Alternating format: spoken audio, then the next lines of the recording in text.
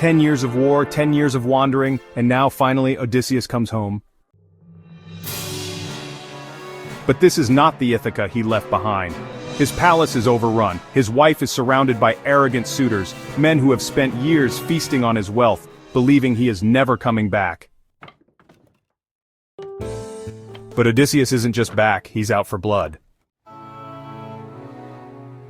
This is the story of how Odysseus finally returned to Ithaca and took his revenge, proving once and for all that he was still king. Odysseus's journey should have ended the day Troy fell, but because he angered Poseidon, god of the sea, he was cursed to wander for 10 more years. He survived, the Cyclops Polyphemus whom he blinded, Circe the sorceress who turned men into beasts, the Sirens whose song lured men to death, Scylla and Charybdis, the twin terrors of the sea, and even Hades itself, seeking prophecy from the dead. Now, after 2 decades away, Odysseus has one last trial left, reclaiming his throne. Odysseus didn't return in glory, he returned in disguise. The goddess Athena, his greatest ally, knew that if he walked into his palace as himself, he would be killed on sight. The suitors, over 100 arrogant men, had spent years draining his wealth and trying to marry his wife, Penelope. They had no reason to let him live. So, with Athena's help, Odysseus was disguised as an old beggar. Unrecognizable, weak and harmless. With nothing but his wits, he entered his own palace. And no one knew the storm that was coming. Before striking, Odysseus needed to know who had remained loyal to him. He moved through the palace, unnoticed, watching and listening. His old dog Argos, weak and covered in fleas, recognized him instantly. His tail wagged one last time before he died, having waited 20 years for his master's return. His wife Penelope still refused to marry any suitor, weaving and unweaving a funeral shroud to delay them, hoping against hope that her husband would return.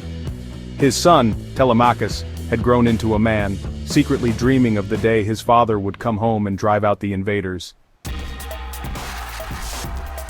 His servants? Some had stayed loyal, but others had betrayed him, siding with the suitors, mocking their old king without realizing he was standing right before them.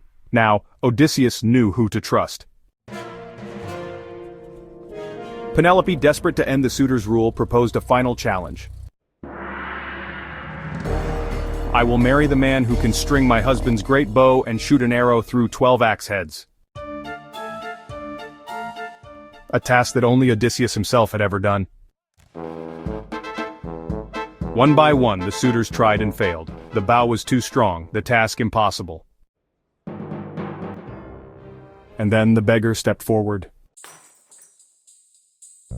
Laughter filled the hall. They mocked him. This weak, ragged old man dared to try. But Penelope, sensing something familiar in him, allowed it. The room fell silent as the beggar effortlessly strung the bow. Then, in one perfect motion, he fired an arrow straight through all 12 axe heads, a feat no man had done in 20 years. And in that moment, Odysseus dropped his disguise. You have feasted in my halls, you have courted my wife, and now you will pay the price. The suitors had no time to react, because the killing had already begun. Odysseus fired the first arrow, striking Antinous, the leader of the suitors, straight through the throat. Panic erupted. The suitors grabbed weapons, overturned tables, tried to flee, but there was nowhere to run.